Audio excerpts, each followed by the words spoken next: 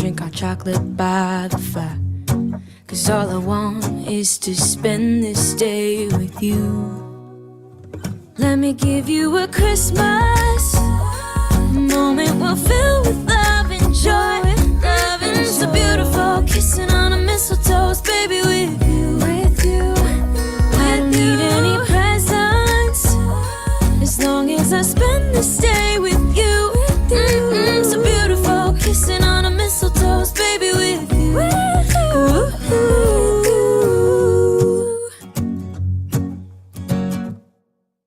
Hold up, I am on my way. I'm in motion. Let's go to the ocean. Yeah, let's go outside. We can hang out on the beach without freezing. Yeah, isn't that amazing? In Christmas times, we'll be chilling and having a good time. Doesn't matter if the snow is falling or the wind blows and the rain is pouring.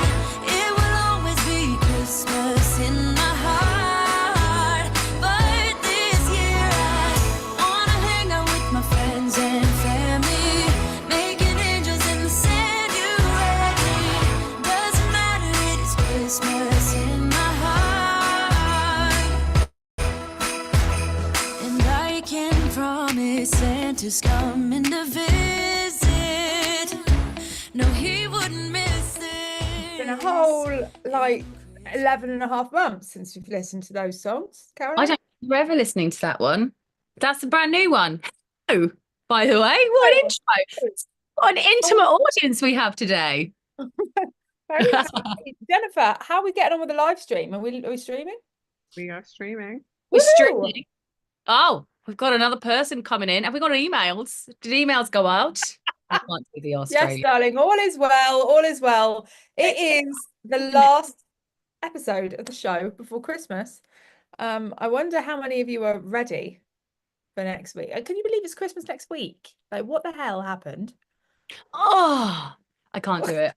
Right, we're going to You're start ready. this on a positive. I know Christmas is a positive Oh. time of year, but it's also, wow, hello. Hang on.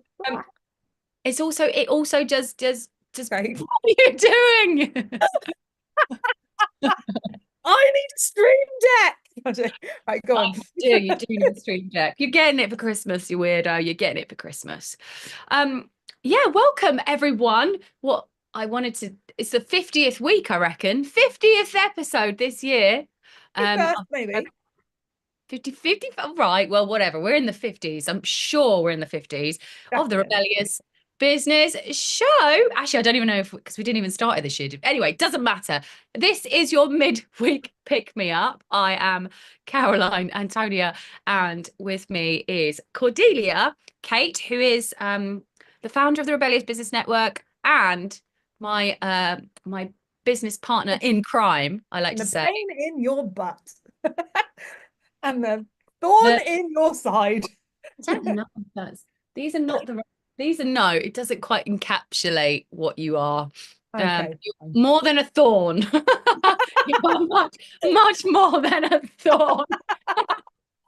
Flip, it's like sit on an iceberg. Steamroller. What those flat out the pavement. Well, a thorn does not do you justice, darling.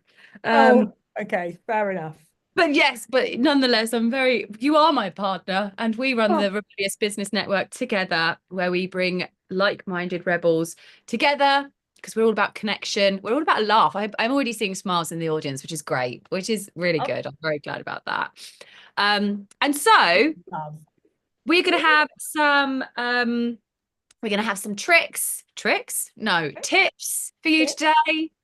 We're going to have some awkward questions, and we're going to have a game as well. We're going to play a game of Rebel in the Spotlight, because we like to give you a midweek pick-me-up, give you something to take hump day by storm. And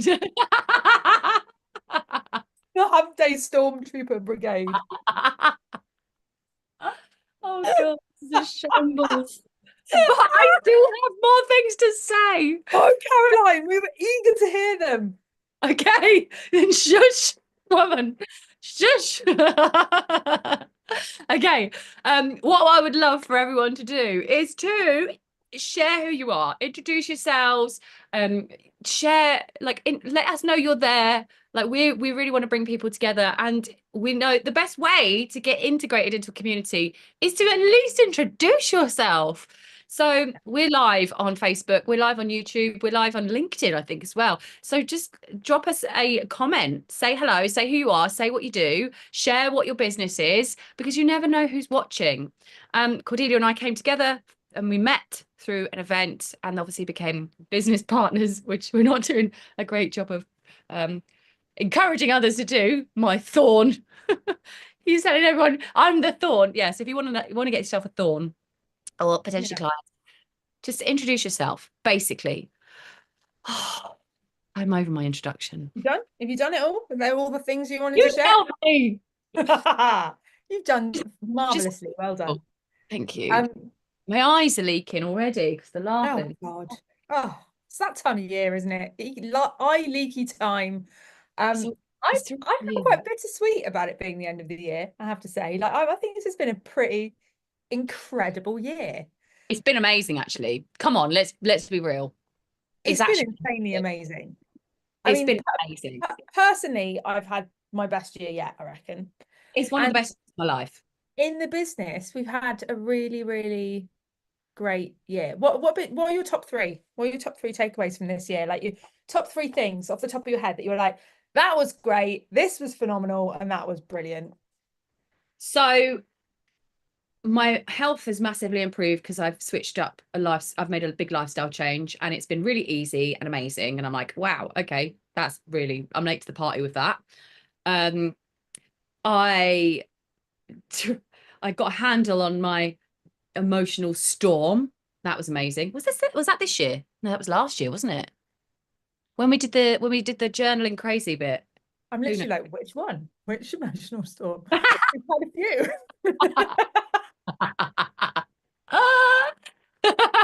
Emotional storm 3C.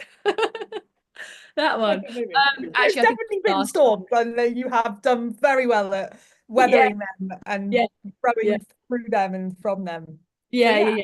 And obviously we launched the tribe last December. And we've had a year of running it, and well, I think it's been really hard, but it's so much better than and anything I've done before, quite honestly. I love it so much. Like, I think we've built something amazing with the tribe. I love it. I love it. Amazing. My top three would be, they're big things. I moved in with, got engaged with, got pregnant by the love of my life. Life just changed this year, like massively, personally for me, which has been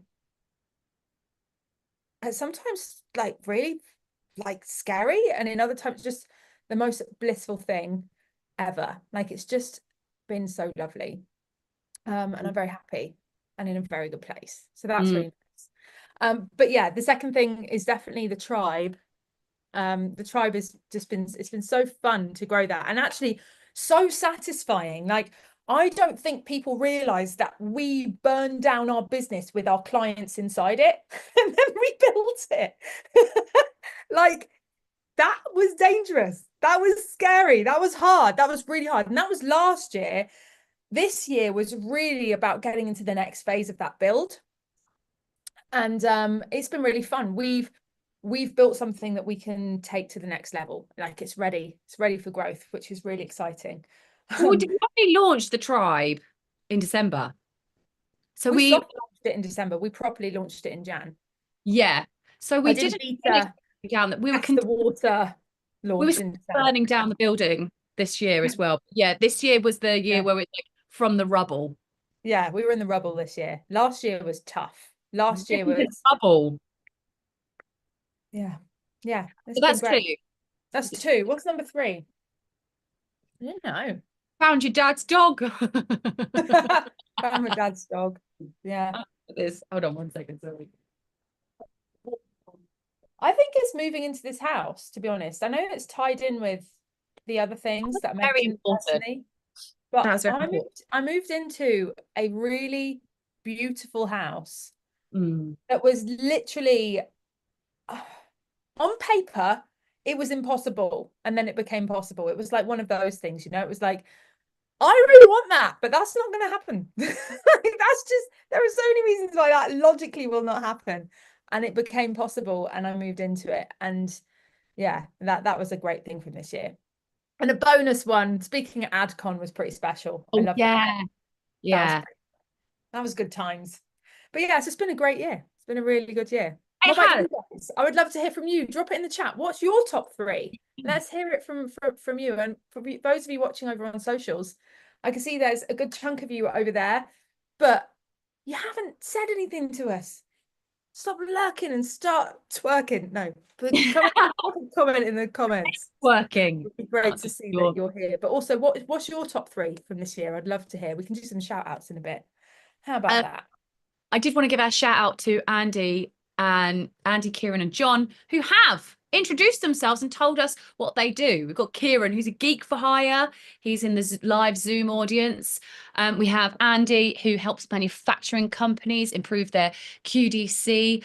Elspeth has just shared, love this. She helps small business owners turn their exciting ideas into actionable plans. Love that. She might also be veering into helping businesses launch, if I'm not mistaken. That was an idea we delved into yesterday. John is from Bath and is a Zoom trainer. Love that. Love. Why don't we, Jennifer, can you go onto your Zoom, because you're the one streaming, and change it to gallery mode? And I'm going to remove our spotlights. And guys, why don't you give everyone a wave on social media so that they can see who it is that we've just shouted out. Woo! Hello! Oh, I love that. John's like got some under the sea. Is it doing a solo Mexican wave? Under the sea, under the sea. Yeah, that's cool. I like that. Jennifer, are you ready to be pulled out for your awkward questions? Can I just say that was a very good intro? It started off terribly. I'm not great with the scripting elements. But We need to debrief now. It's fine. We're good. We're doing great. We're ready for a debrief. Cordelia, right, let's have a debrief on Caroline's introduction. Here quickly. Cordelia, can I see you over here? Come over here quickly. No, Right. what is it? What is it? I think that was a really good introduction. Well done, darling. You smashed it out the park. I'm very proud of you. And now, live from 2 rooms that way, Jennifer. Come on, Jerry. Yay. Oh, is your audio coming through? Is there an audio? Yes, I think so. Can you hear her, Caroline? Yeah. I'm confused because I can hear her because she's over there, but Okay. cool. I'm laughing. It's awkward question time. It's my favorite time. Oh, Wow. is it going to be awkward this week though? Is it? We've yeah. had. We'll see. We'll see. All right. It's a question for you both anyway. So my question to you both today is, what's a personal fear or insecurity each of you has that you think no one would expect? Mhm. Mm-hmm. Oh, that's easy. Oh, yours is easy. For me, yeah. Okay. Do you You know want to what go? Because when you say that no one would expect, Hmm. I'm actually really like really socially awkward and like get really anxious before I walk into a room of people. Yeah, forget about that. Yeah. Quite extroverted, but actually not that much. And with that, a little bit socially anxious. And the more time I spend away from people, the more socially anxious I get. I remember when I was a kid, my dad would ground me for 6 weeks at a time because I was naughty. And at the end of that 6 weeks, like coming out back into the world again, because I was homeschooled at the same time, I didn't know how to interact with people anymore. I was like, that like face. really stressed, really struggling. So I get a bit of that. Like if I've been too much of a recluse in my online business, in my living room, not going out anywhere, it gets worse. But yeah, I can be very, very socially anxious, and I really struggle with networking for that reason, and have to find ways to kind of work around that, because I'll be the first person to make some friends and then just stick to those friends like glue for like the rest of my time in that networking environment. I would imagine that would surprise quite a lot of people because you very much put yourself out there. Yeah. But, yeah. Like I remember being on the phone to you having a near panic attack because I just got the train to, was it Glasgow or Edinburgh? Oh, yeah, I recall this. And I was just going to a business event on my own. And I'm a bit like sadistic towards myself in that way. Like I'll do things because they're uncomfortable. Like I have a fear of heights, and I did a tandem skydive. It was hell on earth. I would never do it again, but I did it. Like I'm a bit sadistic towards myself in that way. I'm like, you don't like it? Well, that means you need to do it then. Like, let's go. But yeah, I was like on the phone, like having a bit of a panic attack about being just about to walk into this room of people that I'd never met before. And I think for me, what it is the thought of that awkward moment where I'm standing there and everybody's in conversations and I don't know where to be. It's just the idea of not knowing where to be. Yeah, you get, I should be over there itis. Sometimes when you're like, I feel like I should be over there. You do get that. She does. It's so funny.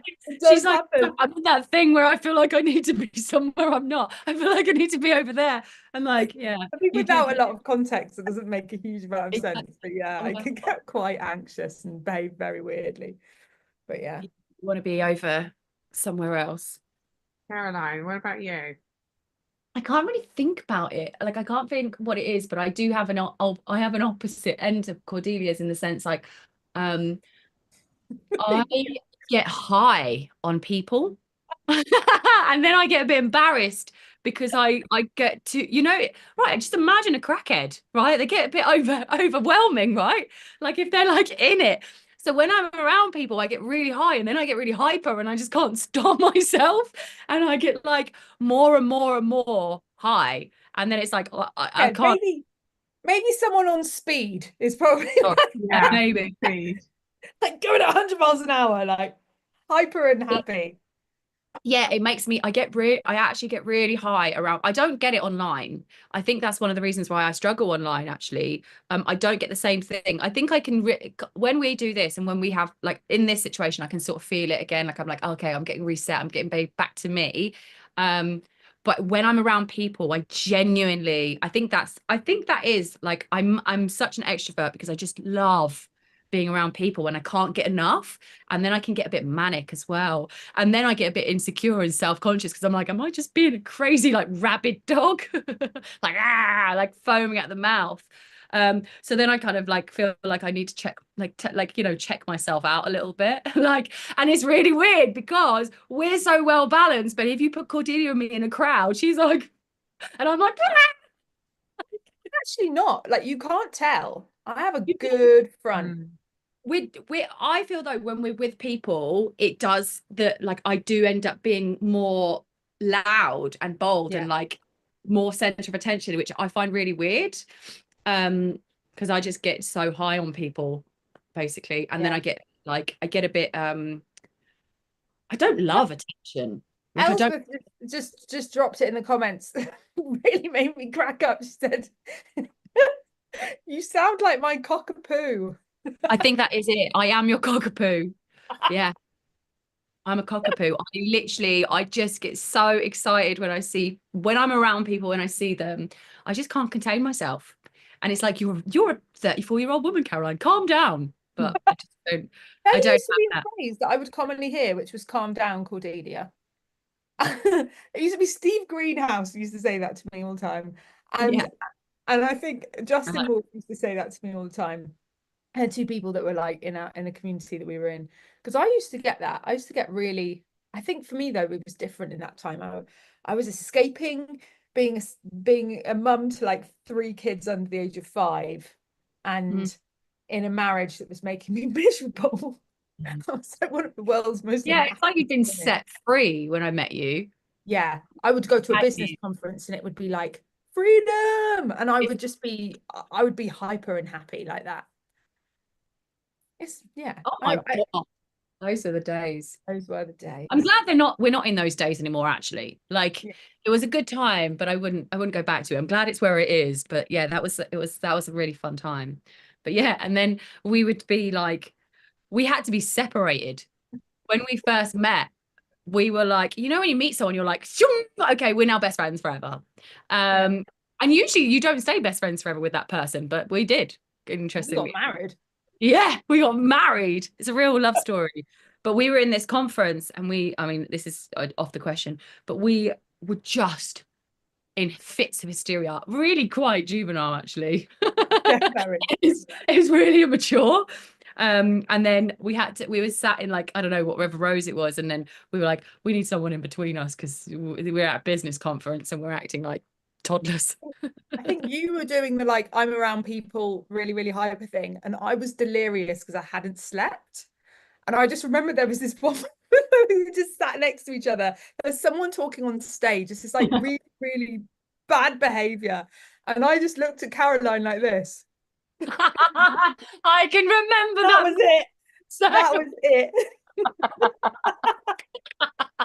It was game over from there.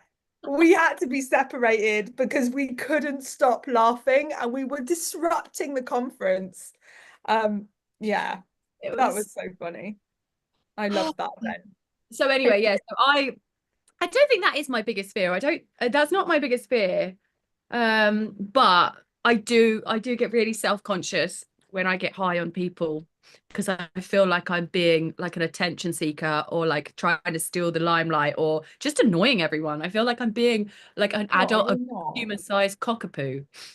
You're not. You're very endearing and very sweet and very fun to be around. Okay, so that's that. Do you think I have any other fears? I mean, that Jennifer did say fears or insecurities, so it fits in there. Fears wise, I don't know. You got pretty scared when we went to Karen's diner. I don't know what that was about. You got really freaked out about that. Yeah, that really freaked me out. Have any of you guys been to Karen's diner? Do you know what it is? That was horrible.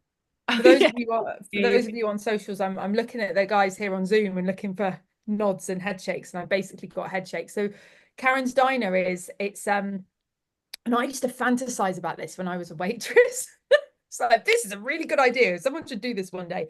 And they did. It's called Karen's Diner. And basically it's like a theatrical dining experience that's like really ropey. It's not like going to one of those 5-star theatrical dining experiences in London, where you're getting, you're in the middle of some kind of Broadway show. You're in this really like a bit like a burger joint, and you are being abused by the waiting staff. Basically, they're like throwing drinks at you and food at you and calling you a fucking idiot, and like they're walking past the bald man in the customer and like rubbing his head and like making the kid on the table go and clear the table, and they've got like a megaphone where they like call people out and humiliate them. Like it's a bit of a harsh environment, but it's actually really funny. But yeah, Caroline completely freaked out. It really freaked me out. I don't know why, but yeah, it freaked me out. It's so funny that you pulled on that. You're like, Karen's Diner really messed you up. I'm like, yeah, it did. Good thinking. Yeah, I don't know why, but yeah, didn't like it. Anyway, we better get moving on to the next. Thank you so much, ladies. Thank you, Jennifer. Lots of love to you. Merry bloody Christmas. Merry Christmas see you in about 5 minutes. Mwah, love you. So Cordelia. Yes. I'm checking the socials. Yeah, I've got a challenge. Multitask when you're live. Doesn't work. I've got a challenge for you. Go on then. What is it? I reckon you've got to teach the rebels something. All right. Do you know what I'm going to go with today? Let me know, guys, if you want this. If this sounds like something you want. The easiest way to make more sales. That's the title of what I'm going to do today. Yeah. Okay. I like it. Yeah. All right. Yeah. I think that's great. Should we get a vote? Yeah. If it's not then I don't. What are you going to do instead?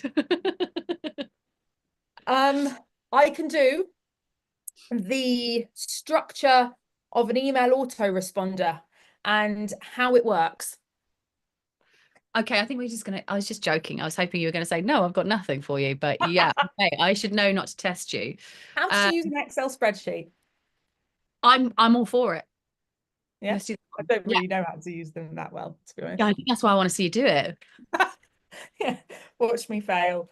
Yeah, Okay. how to make more sales. The easiest way to make more sales. The easiest way to make more sales. I am so intrigued. Okay, fantastic. So I'm going to put the timer on. I've got a timer now. Give me a second. Now I know how you feel. It's not cooperating. It's not cooperating. Okay. You've got 15 minutes. I probably won't need all of them. Oh, that's good. We'll see how we go. Yeah. We don't my driving instructor used to say it's a limit, not a target. Exactly. There you go. All right. Well, it's started. So look, the easiest way to make more sales is to talk to more people. The end. No, but seriously, we'll unpack it, because there is so many rebels that I support that are doing what I call bare minimum conversating. For instance, you might like host a live webinar, but you've just got a follow-up with emails. Or you might get a new follower follow you on social media, but you don't reach out or send them a welcome message. Or you go to a networking event and you follow up by sending a text message or an email. Or you join networks and Facebook groups, but then you lurk quietly in the shadows and don't post anything or engage with anyone or talk to anyone at all. Or maybe sending out a freebie. So you've made this PDF freebie or this downloadable for people to grab, and then they download it and you just stop at the thank you email. Like there isn't anything else happening beyond that. And these things are basically the same as going speed dating and spending the entire hour in the toilets. Did you get a map? No. But you know, you built a good relationship with the tiles. That wasn't really why you went. So why don't we have more conversations? What's so awkward about it? Maybe it's fear of rejection. What if you start talking to people and they're like, oh, no, I don't want what you've got, or worse, they don't respond at all? Fear of rejection is a big one. A lot of us have that. It's quite real. Maybe it's the time commitment. Talking to people feels like it takes forever when you could just send an email and hope for the best. And there's also this other one, which is over-reliance on marketing, where we've been sold the idea that marketing alone, the content you're putting out on social media, the call to actions you're writing in your emails, the webinars and the sales pages and all the things that we're supposed to build, that they're supposed to sell for us. It's supposed to handle it all for us, and we don't need to have any conversations. But here's the thing, is that marketing is basically just, it's like an invitation to a party. It just gets people through the door, and you are the host, and it is your job to be walking around, shaking hands, making people feel welcome. And if you're not, you know, they're just going to grab a drink, stand in the corner, and eventually leave. And so the magic happens in the conversations. That's where trust is built. That's where opportunities are uncovered. And that's where sales are made. And so the way to make way more sales is to have way more conversations. And you don't need to be weird or pushy about it. I don't mean like start going up to people and start pitching at them. I'm not talking about salesy conversations. I'm not asking you to be the sleazy car salesman that everybody hates, or the person that people go, oh my God, she's coming, she's run, hide, she's on. Not that person. Not that person when you walk into the shoe shop and they're like following you around, like, can I help you? What are you looking for today, sir? Can I do anything for you? It's like, leave me alone. I just want to browse the shop. And I think that's one of the reasons why we don't have more conversations. Like, you put a webinar on and you get 20 people sign up. Why don't you ring every single one of the people that signed up for that webinar? Because you don't want to be like the woman in the shoe shop that's following you around and being really annoying. And I think that we have, for one reason or another, fears around doing that, and it prevents us from doing it. I'll give you an example, actually. I had a client who was running webinars, and she was terrified to call the people that registered. because it's daunting. You know, you don't want to be pushy. Like, what's the response going to be like? I'm going to get rejected. They're going to tell me to go away. They don't want to talk to me. It's going to be like cold calling people. I'm going to be, you know, annoying people in their free time when they're trying to like do stuff in life, you know. And once she started actually ringing them, she like built herself up to it. She was like, I'm just going to ring a few. And she rang a few, and she had the most wonderful conversations. Like, these conversations just filled her up. And she was like, oh, that was great. I mean, the next time she went to go and call these people, she had the same dread come over her again. And she had to like build herself up to it, overcome it, and then start ringing people. But what happened was, off the back of that, is she tripled the number of sales that she was making off the back of these webinars. Because the conversations that she was having with these people were building more of a relationship with them, and then they ended up buying. I've got another example. I had a lady that I jumped on a call with earlier this week. She has a survey that she sends out to her potential clients to fill in, and it's to get an understanding of like what it is that they need, like where they're currently at. And instead of doing this survey passively and getting people to fill it out, she got her team to use the kind of avatar interview strategy that we have and ring people up and have conversations with them to ask them the questions rather than send out the survey. And the result off the back of that was 16 more sales than she would have usually got. Reason being, she had these conversations with people, and what happened off the back of that is they built rapport, they built trust, they got all their questions answered, they felt looked after, and they bought the product. So, you know, it's not about pitching. We don't need to be weird and pushy and pitchy, right? It's not about pitching, it's about connecting. You want to be curious, you want to be asking questions, you want to listen more than you talk as well. It's not about volume, it's about quality. So a few genuine conversations is always going to outperform dozens of shallow touch points. And it's also not about perfection. It's about showing up. You don't need to be polished. People don't want to hear from a polished, script learned person, right? You just be a real human and share your expertise and share with that person what it is that you can do to help them. I have got some steps coming up that's going to make this really tangible for you in a minute. But basically, we want to refocus the reason why you are having these conversations. Because if it is just to make sales, it is going to feel transactional and you are going to give yourself the ick. That's the trouble. If you make it all about that, then it's going to make you get the ick and you're going to feel uncomfortable because it feels like you're going after them for one thing and one thing alone, and you don't want to be that person. So we need to reframe it. It's not about the sales, it's about building more relationships. And relationships is the purpose of marketing. Building relationships is where the magic happens. And the reason being is because if you focus on that, what you're focusing on is the one thing that's going to get you more clients. And that's building more trust with people. If people don't trust you, they're not going to buy from you. We know that. So what we can do is if we focus on building relationships with people, we're going to increase the amount of trust that people have with us, and they are going to be more likely to become our client than if that trust wasn't there in the first place. So even just having conversations about the weather doesn't need to be about business, doesn't need to be about the product you're selling. You don't need to be prospecting, right? You can be chatting about flipping Christmas. It doesn't matter. You want to be building rapport with people and building that connection. You want to make them feel valued. That's the key. If you make them feel valued and cared about, like you're genuinely interested in them, then they're going to trust you more. And that means that they're going to be more open to hearing about what it is that you sell and what it is that you do. So how do you start having more and better conversations? Well, I've got 3 tangible steps, as promised, that are going to get you started. And I promise you, if you do these, this is going to result in more sales for you. And maybe this is something that you're like, right, January, you know, this is when I'm going to start. I'm going to double the amount of conversations I'm currently having. Or I'm going to start having more conversations, or I'm going to find some touch points. Let me go into these steps and it might get clearer for how you could incorporate this. So step 1, you want to find the most natural touch point in your marketing process and start there. There are a lot of people in this network that their marketing process is to go networking and also post content on social media. That is great as a marketing process. Where within what you do and how you manage those things, can you find touch points for where you could potentially use those touch points to start conversations?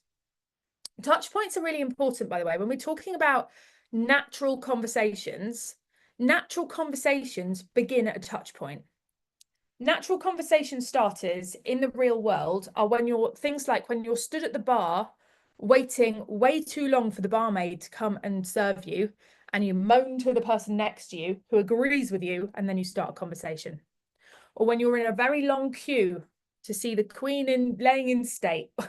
There were some good relationships built in that queue. Or, you know, queue for the post office, right? When you go through an experience together, perhaps you are on an aeroplane together, sat next to each other, right? These are natural touch points that start the natural way to begin a conversation. And you have them in your marketing processes right now. I've got some examples. Every time someone follows you, that is a opening touch point for you to reach out and start a conversation. When you go to networking events and you meet people and you connect with people, even if you didn't meet people and connect with people, but you were at the same networking event as people, that's still a touch point. Hey, we were at the same networking event, but I didn't get the chance to talk to you. Touch point, right? Webinars. If you collect telephone numbers from webinar signups, you could use webinars as a touch point to start more conversations, right? You don't need to overcomplicate this. You want to keep it simple. But what we're going to do is the next step is, now we've got an idea for what touch point we could go with.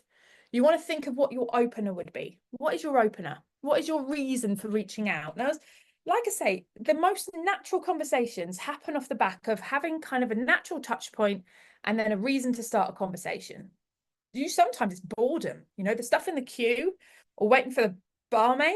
Those conversations get kicked off all the time in that way. And that's just a result. That's because of boredom. People are wanting to like do something. They haven't got their phone on them. They'll probably talk to someone. If they've got their phone on them, they'll probably choose that first. But anyway, so here's some examples. So if you've got a new follower, you could use that as a touch point by sending a message saying something like, hey, thanks for following me. I love meeting new people here. Or I love to be social on social media, because otherwise, what's the point? What is it you do? What brought you to my page? Or where are you based? Or just one kind of natural conversation starter opening thing that you could share, depending on what you do, right? So for me, as a business coach, I might start with, what's your business? Or how long have you been running your business for? Or where are you based? Or something like that. Networking events. Reaching out to people after networking events and starting a conversation. Hey, name, it was great to meet you at this event today. How did you find it? I'd love to hear more about what you do. Or if people attended your webinar, you could call them, and your reason for calling them isn't to see if you're going to buy the thing that you pitched at the end of the webinar. It's because you're calling round the attendees of the webinar and you're wanting to know what their biggest takeaway was, because you want to double down on stuff that people are really finding valuable. And it's really helpful for you to know that. So that's great research for you, but it's also a good reason to start a conversation. So you could ask what the biggest takeaway from the session was, but then you could lead into a bit more like asking questions about them. Awesome. Thanks for sharing that with me. So what is it that you do? You know, or why did you come to the webinar, or something that feels natural that you could lead on with. So it's not about pitching. It's about opening the doors to connection. Step 3. So we've had step 1, just to recap. Find the most natural touch point in your marketing process that you have right now. Step 2, think of an opener. What could be your reason to reaching out and starting conversations with people at that touch point? Step 3, be helpful and look for gaps.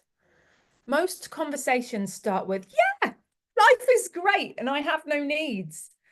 But that translates to, I don't know you well enough to be open with you about what is actually going on in my life. So I mean, the amount of people I jump on calls with, and they're like telling me about this amazing business they run and how established it is and how wonderful it is. And then after we built a bit of trust and rapport, they're opening up to the fact that they're about to go bankrupt and, you know, their mum's in hospital and this is happening. And I'm just like, oh my God, like there's so much going on in people's lives. It's insane. It's insane. But normally conversations start with, life is great. I have no needs, because we've got a barrier up, right? So, as I said, the literal translation for that is just, I don't know you well enough to be open with you. So, your job when you're conversating with people is to build rapport and trust until they feel comfortable to open up to you. You want to be asking thoughtful questions, you want to share insights, but you want to be looking for ways that you can genuinely help. So, first, you build rapport. That is your only objective at the beginning of starting a relationship. You want to demonstrate trust, make that person feel comfortable, and build rapport with them. But then that's going to lead into a conversation where you are going to be looking for gaps and being helpful and finding ways that you can genuinely help. The thing is like when someone sees that you are genuinely interested in them as a human being and not just their wallet, they're going to naturally start to share more about what they're going through, their struggles. And this is where the magic happens, because you can then at that point start to offer your support in the way of advice, in the way of solutions, or in the way of going, do you know what, I've got something for you that would be perfect for this, and talking about your product if it feels natural at that point. But even if you don't talk about your product, I promise you that if you build more relationships with people and you have more conversations, what's going to happen is more people are going to be buying when they see the offers that you put out, because they're just waiting for you to offer something. They're just waiting for you to offer them a solution to the problem because they trust you now. And by the way, just to say, like, and I'm going to finish on this point, I know I've run out of time, but this is for people that have a small audience. Yes, look, there is a place for automation. There is a place for ads.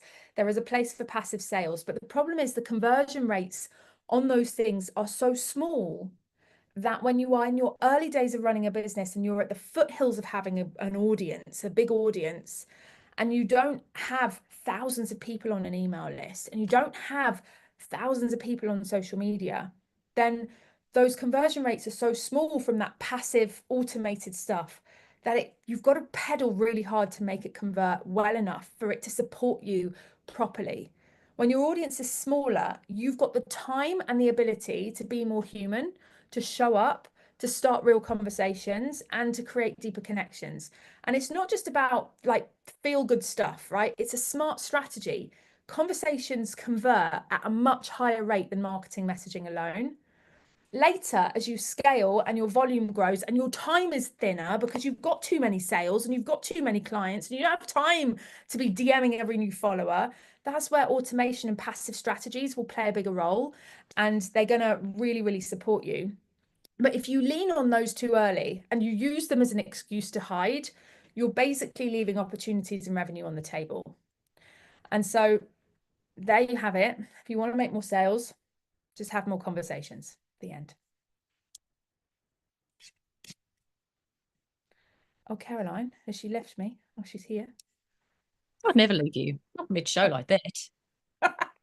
Sometimes you press a button and like eject yourself somewhere. Yeah. That was fantastic. I like it. You know, I saw Oh. this thing actually. Who did I see? Anyway, but this guy somewhere who seemed reasonably authoritative said that you know, most business owners are doing stuff that is for scaling. Like they're focusing on like automation and scaling. Like you need to just be like, oh, actually, it was Kennedy. I think I spoke to Kennedy yesterday about it. And he was like, you just need to be getting cash in. Like you just need to get cash. Like that's the thing you need to start with. You need to get cash flow. As like when you're starting out, and most businesses are too preoccupied with doing things that are just too far along, like proof of concept and sales. That is the foundation. Absolutely. Yeah. Because I think I got a little bit of mascara on my face. Anyway, that was fantastic. Well done, you. Where else would you put mascara if not on Well, I your think face? the eye here. Oh yeah, okay. Can't tell it's a shadow. Oh no. Cool Little beans. cowl. Well, there's no questions in the chat or anything, but if I don't know actually, I haven't looked at We the had some. chat. We had some things. AI touch points may not work. What's this? But if you're doing that via automated system, make sure the message doesn't arrive as hello #name hashtag. Yeah. Oh God. Yeah, that's true. That's a conversation for us, a whole other conversation. I did a bit of that recently. We just moved systems. I thought that I've definitely sent out the odd email with like tag and not the from previous system. Can I just say though? Well, although we haven't fully embraced the new system, well, this has gone way smoother in terms of like mistakes than when we went from Aweber to Active Campaign. Do you not think? We haven't really hit the ground running with it. But I was like Kieran saying only recently. But Kieran, we're always changing stuff, which means we're always learning, which means we're always failing, which means we're always growing, which means we're always succeeding. guys, don't take it personally if we send you a hi. What is it now? Percentage, first name percentage. That is just our pet name for you.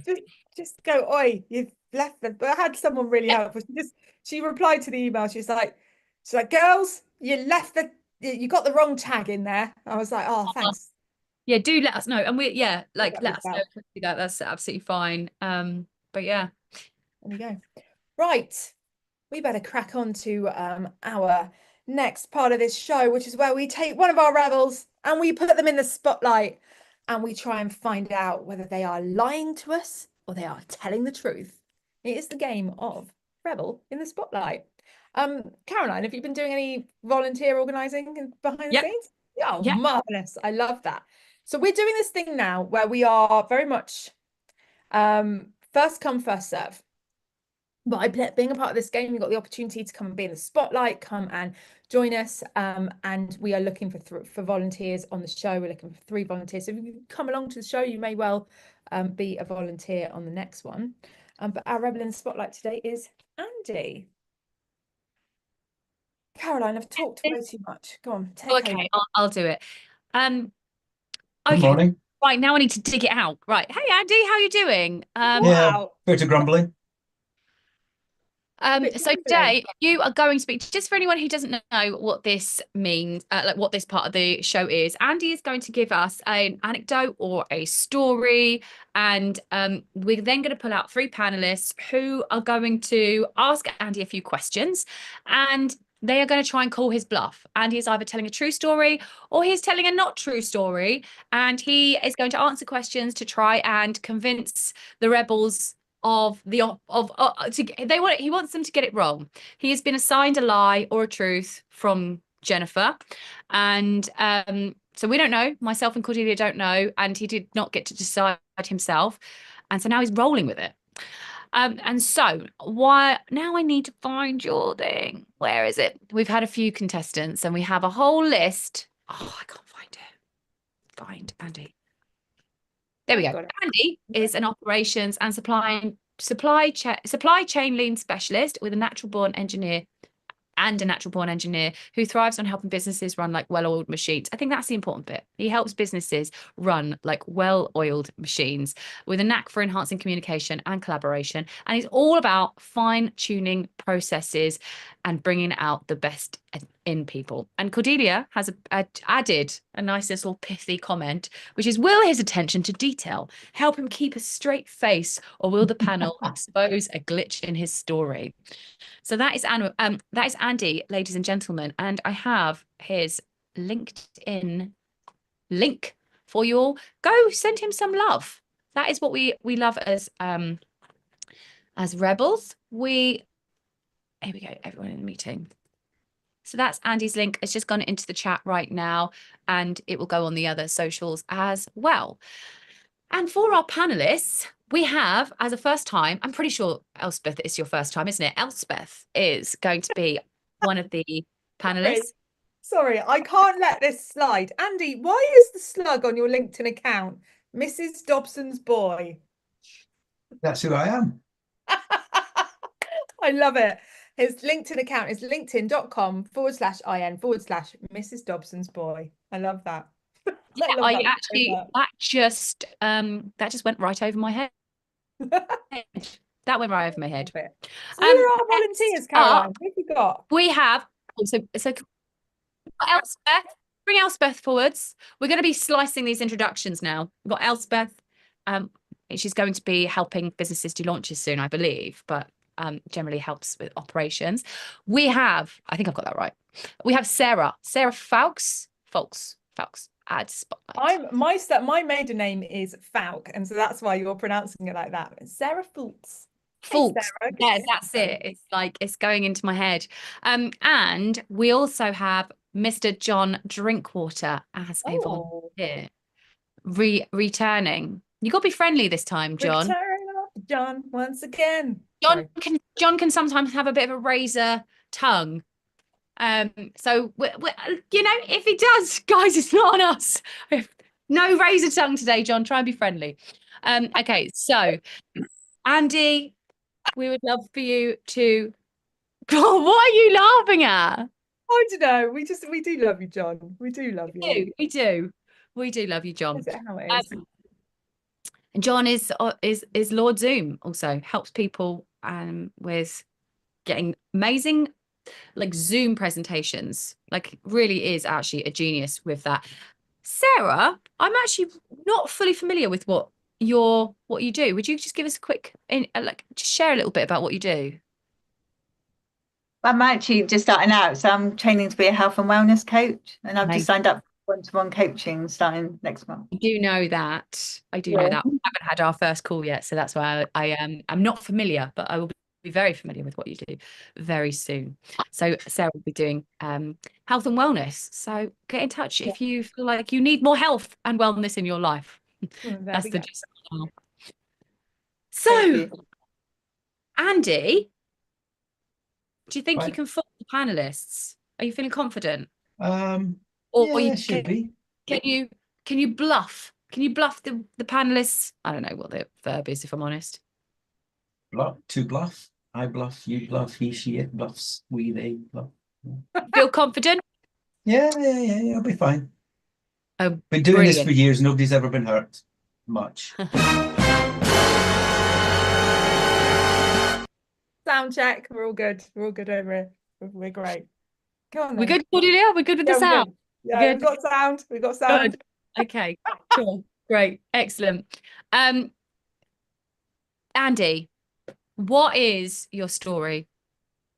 Okay, so the headline is, and I suspect that my panelists today are of an age range within mine.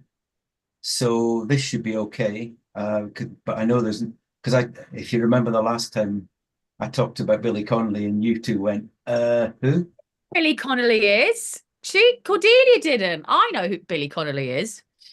Well, Yeah. okay, I so don't know why I took that comment so the personally. headline is, you'll all remember when snooker was a big thing in the 70s and 80s. You remember Alex Hurricane Higgins?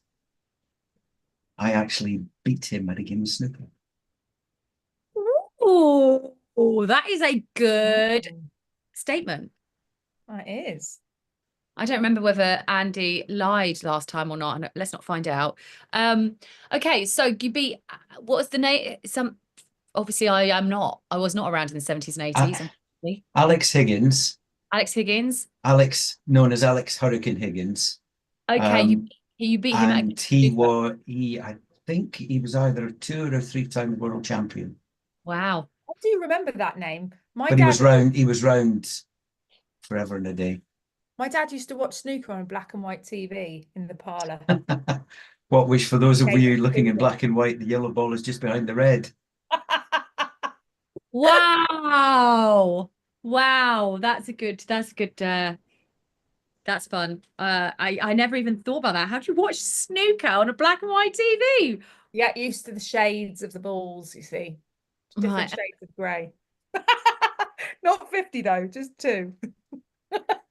Or 3. Yeah, okay. Yeah, okay. Okay, cool. So, perfect. Right. Now, our panelists, You are to determine between you whether Andy is telling the truth or Andy is lying, and you have 2 questions each. And I recommend open questions. That at least one open question, i.e., tell me about X, you know, or explain to me. And so it prompts this person to reveal details. That's what we kind of want. We want to get him on the talking loads, but you know, that it's up to you. So because John has done this before and is public speaking expert as well, I am going to pull John forwards first for his first question, and also remind the audience that you can help the panelists out. They've just been pulled out randomly, bless them. They've not been given any warning or have been told about this story in advance. So if you think of any good questions, please share, and it can help our panelists win, be triumphant. We'd like that. But for now, John, what's your question? So would you consider yourself a reasonably good snooker player? Currently or at the time? Currently, no. At the time, I was probably the group I used to hang around with. I was probably number 1 or number 2 among them. I played quite often. Kind of misspent youth. That's a good question. I like the question. Let me see if we've got anything on socials as well. Next, I'm going to go to Elspeth. Elspeth, do you have a question? I do. Okay. I had a childhood where I enjoyed watching snooker quite a lot, so I remember Alex Higgins. Amazing. Okay. Right, Andy. Can you tell me more about the match that you had with him? Yeah, it was basically it was an exhibition match, and probably over about, actually it must have been about 3 or 4 hours. He took on as many players as could stand in front of him. And fortunately, I think I was second or third last to actually play him. I'm trying to think how many were in front of me. Probably about 4 or 5, but a lot of those guys literally just got completely destroyed. Wow. Okay. That's good. That's interesting. No, I haven't seen any questions in the socials yet. Oh, we've got one from Mark Lyons, which is actually a really good question. We'll ask that later. Sarah, do you have a question? Oh, I'm going to ask you to unmute. That should work. Hi, sorry, yeah, I was trying. So where did you play the snooker game? Well, I was living in Blackburn at the time, and it was in John's snooker and pool bar. Okay. In the middle of Blackburn. Okay. John, back to you. We're handing you back the gauntlet. It's not a question. I'm just reading. It's quite a long game, isn't it? You know, like bouncing the balls around. You know, I'm quite good at it. I can play for hours without losing any of the balls in those holes in the board. So, how long did your game with him last? Okay, so there is quite a qualifier to this. He was a well-known drinker. In fact, an excessive drinker. So actually, my match was about, I think it was certainly less than an hour. It was about 50 minutes. But my technique was basically just to frustrate him.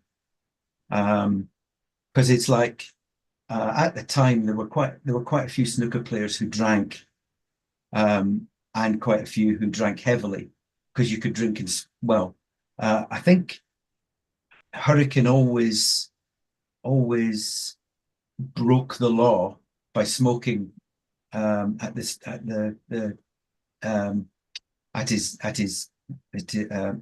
bench. So he'd frantically puff away on cigarettes and then jump up, swallow about half a pint of beer and get on the table.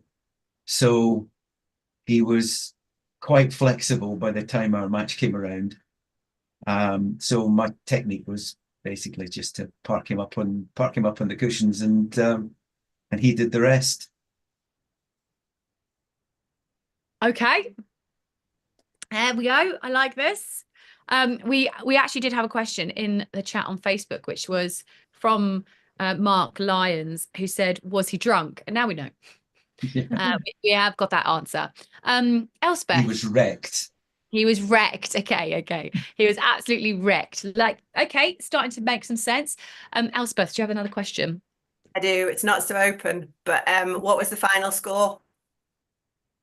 Well, it was, oh God, I can't remember. I think it was about 80 something to me, and he wasn't far behind. I honestly can't remember. No big breaks then.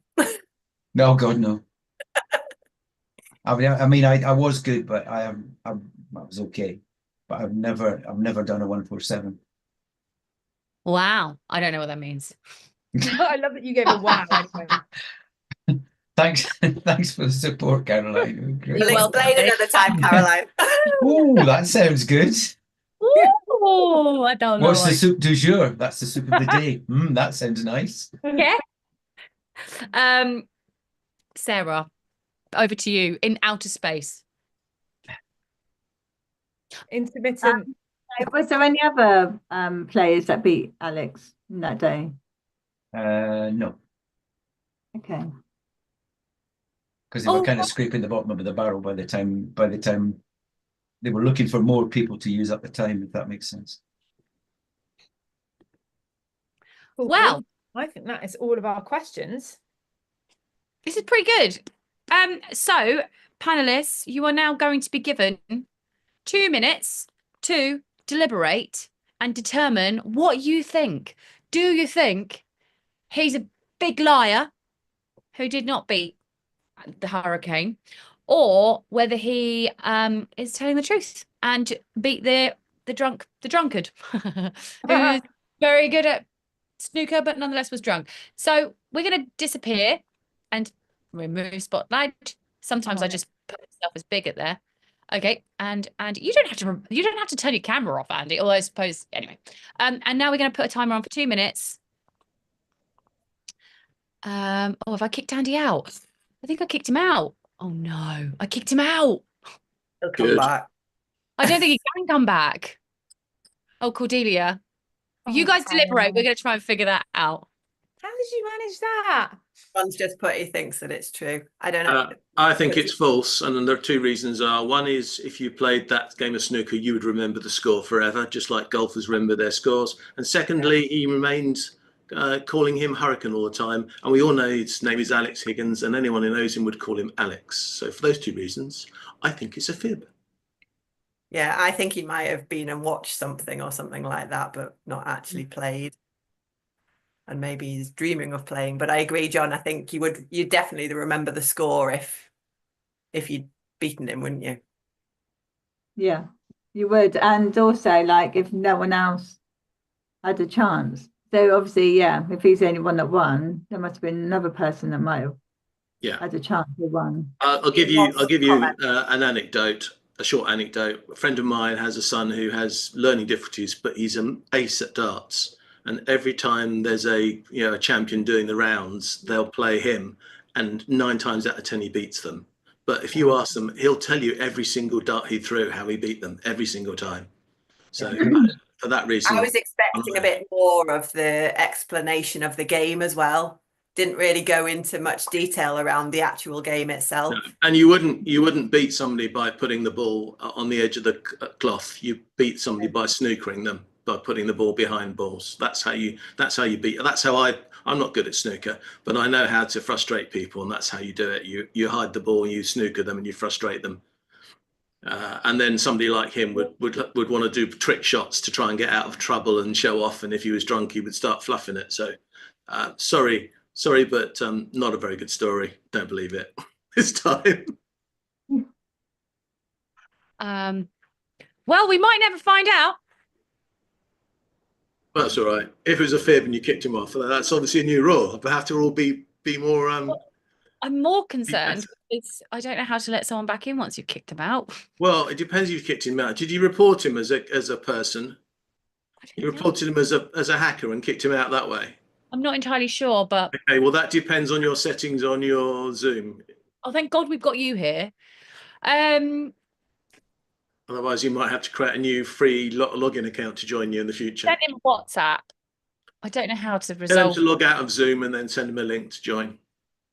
I'm sorry, Caroline, I need to go, unfortunately. That is absolutely fine. I think we're going to That's all right. We need the space anyhow, apparently, Elspeth. Yeah, okay. Thanks, everybody. Thank you. I'm so sorry for ruining the show. It's going to be a cliffhanger. I did message him. I think we've all been messaged him. It says it's a registration link and it can't let him back in because the show has ended, it's telling him. Oh no. Okay, well, do we know the answer? Hang on, let me try one more thing. Can we invite him? Do we have to add him to the team? We'll set you up a Zoom account just to invite you back.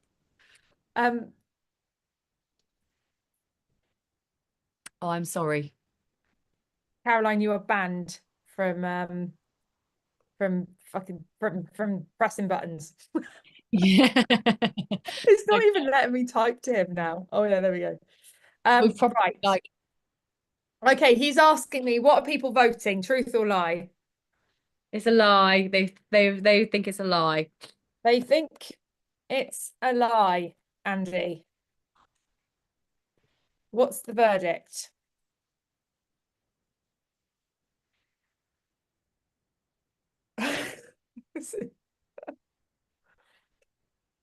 Poor Andy. I hope he's going to be able to come back next week. I think I'm going to have to do something. He could just try the meeting ID and it'll skip the registration. That doesn't happen. Well, we are still waiting in the wings to hear. Drum roll. He's just messaged drum roll. Drum roll. Come on. I've got a sound effect on my phone. Yeah, he messaged it. He's messaged drum roll. Hang on. All right. Drum roll. I'm so sorry. Oh, that's the wrong drum. Damn it. This is done the drum roll. Come on then, Andy. What is it? It is a lie. Oh. Very good. Well done, panel. Very good. Oh, Andy, you've been snookered. There we have it. Caroline. Good. You snookered Andy. He's Potted can't him. get back in anymore. He's completely locked out. He's been blackballed. He's been, there we go. There we go. Hang on. Without, we need that other drum for that. Oh, I can't be bothered to faff about with blooming sound effects. Ladies and gentlemen, this has been the Rebellious Business Show. This has also been 2024. I hope you had a bloody marvellous one. I'll be very excited to see you very soon in 2025, which is in a couple of weeks' time. We'll be back here with the show on a Wednesday morning at 10:30 a.m. at some point. Yeah, it'll be happening. But have a wonderful Christmas, everybody. And if you're coming to the collab tomorrow, I will see you there. And if you're not, see you next year. Have a wonderful rest of your year and a fantastic Christmas, and eat way too much. Have fun. Lots of love. Bye.